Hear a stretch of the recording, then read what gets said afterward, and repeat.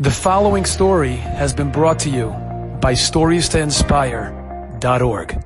I was told the story by Rabbi Yerachmiel Milstein, who was the Rosh Hashanah of Dallas Keil.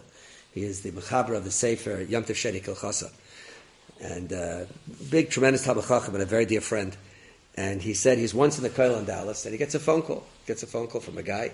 He says, "Listen, Rabbi, I'm traveling today, and I need a minyan for Mincha, and I'm making a stopover in Dallas Fort Worth Airport." He says, I'd like to donate money to the Keil, that the Keil should come to the airport to make me a minyan so I can daven mincha b'tzibur. So he says to himself, the guy's flying, must have yahrzeit. Who's going to make a call like that? It's going to have yahrzeit. Yahrzeit, why are you flying? Yahrzeit should stay home. See, he took like a little bit.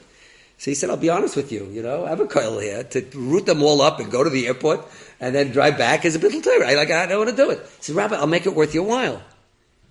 So he says, okay, how much are you willing to give? He said $1,000. $1,000? He said, you know what, I'm not the balabas. I'm not responsible for the budget. I have to talk to my president. He raised the money. And if whatever he says, call me back in 10 minutes. He calls up the president, the Keil. He tells him this and that. He says, should we do $1,000?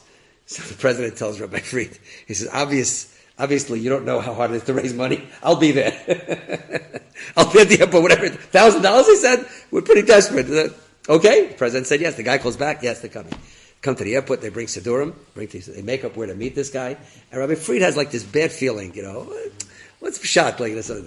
So they go ahead. Ashrei, the guy goes over to the Amitak, he davens. At the end of Mincha, he doesn't say Kaddish. So Rabbi Fried goes over to him. And he says, you paid $1,000 to make a minyan? And it's obvious you don't even have yahrzeit? He said, I don't understand you, Rabbi, he said. What's a tefillah b'tzibur worth to you?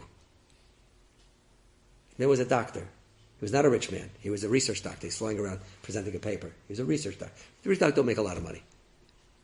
He says, I never missed tefillah b'tzibur. So Rabbi Fried told me, he said, he can't say that it never happens, especially out of town, Rav, that you don't daven with minyan. It happens sometimes you don't daven with minyan. He said, but whenever he doesn't daven with minyan, it really upsets him inside. He thinks about that story about that guy who's willing to pay $1,000 not to miss it, tefillah b'tzibur. That's what your money is for. And if you do it, you think you lose. Chalila v'chas.